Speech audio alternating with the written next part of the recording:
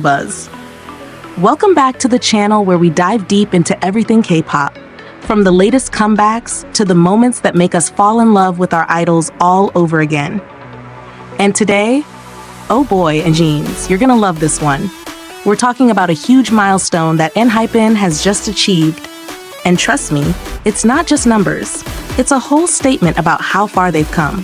So as of August 12th, Spotify has confirmed that ENHYPEN's Bite Me has officially crossed the 400 million streams mark. Yes, you heard that right, 400 million. And not just barely passing it either. They're already at over 410 million streams. Like, can we just take a moment to process that? For context, Bite Me is from their 4th mini-album, and it's now their 2nd song to hit this massive milestone. The first one, of course, Fever, from their 2nd mini-album. Now, I don't know about you, but when I first heard Bite Me, I immediately knew it was going to be one of those tracks that you just keep replaying. There's this addictive dark pop vibe, almost cinematic, and it fits them so well. The song's concept is fascinating too. It's about a boy reuniting with his destined partner and realizing they're connected by blood. It's dramatic, mysterious, and honestly, it's such a bold storytelling choice for a K-pop title track. This isn't your typical I like you like me, let's be happy type of song. This is deeper, more intense, and that's probably why it has such a hold on fans. And can we talk about the fact that the members themselves had their hands all over this project? Haesung didn't just show up to sing. He was actually involved in directing the recording. That's like putting your own signature on the song. And Nikki? Oh, he took part in the choreography, and you can totally tell. The moves in Bite Me aren't just steps, they're part of the story. Every gesture, every formation feels intentional, like it's carrying the weight of the song's narrative. Honestly, the fact that they're not just performing, but actively creating parts of their music makes this milestone feel even more special. Because when a song you've poured so much of yourself into ends up with over 400 million streams, that's the ultimate validation. And it's not just Bite Me making waves.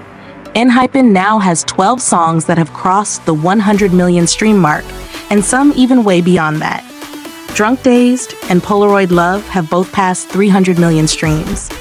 Given Taken has over 200 million views, and tracks like Sweet Venom, Future Perfect, EXO, Shout Out, and Blessed Cursed are all comfortably sitting in the 100 million plus club. These numbers aren't just impressive.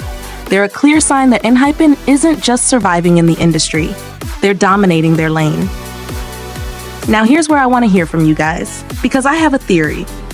I feel like Bite Me resonated so strongly with listeners because it wasn't afraid to break away from the typical high-energy, colorful K-pop title track formula. It leaned into something moodier, more atmospheric, and a bit risky. Usually risky means might flop, but here, risky meant break records. Do you agree with that? Or do you think it's just that ENHYPEN could sing the phone book and still hit 400 million streams? And I think another thing that pushed this song was the choreography. If you've seen their live performances, you know exactly what I mean. It's not just synchronized dancing, it's almost like a ritual. There's this tension in every movement that keeps your eyes glued to them. And the way Nikki's involvement in creating that dance blends with the music, it just clicks perfectly. Also, we can't ignore the timing of all this. ENHYPEN is currently in the middle of their Walk the Line World Tour, and they're about to hit Los Angeles on August 17th. Can you imagine being at a concert right now, knowing you're about to hear a song that just broke 400 million streams? That's a whole different kind of energy. I bet the fan chants for Bite Me are gonna be deafening. What makes me even more excited is thinking about what this means for ENHYPEN's future releases. They've shown that they can take creative risks, make songs with deep, symbolic storytelling, and still smash streaming records. That's not easy. It makes me wonder, what's next? Will they double down on this darker, more narrative-driven style? Or will they flip the script and surprise us with something completely different? But before we get into that, let's zoom out for a second. 400 million streams isn't just about bragging rights, it's about influence. It means their music isn't just reaching fans who already love them. It's reaching casual listeners, people who maybe stumbled upon Bite Me on a playlist and then couldn't get it out of their heads. That's how you build a global fan base. And I think this is also proof that ENHYPEN is in that rare spot where they can appeal to both dedicated K-pop fans and a more general audience. Not every group can do that. Sometimes you have music that only hardcore fans get, and sometimes you have songs that are so mainstream they lose the group's unique identity. ENHYPEN has found a sweet spot in the middle. Alright, but I have to say this. When Bite Me first came out, I saw a lot of mixed opinions. Some people weren't sure about the chorus, some thought the concept was a little too intense. But here we are, months later, and clearly, the streams speak louder than the critics. This song aged like fine wine, and I think that's one of the most satisfying things as a fan, seeing a song you believed in prove itself over time. Like, remember when Fever first started climbing the charts? It wasn't an instant record breaker, but over time, it just kept pulling in more and more listeners until it became one of their defining tracks. Bite Me feels like it's following that same legacy, except it's doing it even faster. Another thing I've noticed is how Bite Me works so well across different platforms.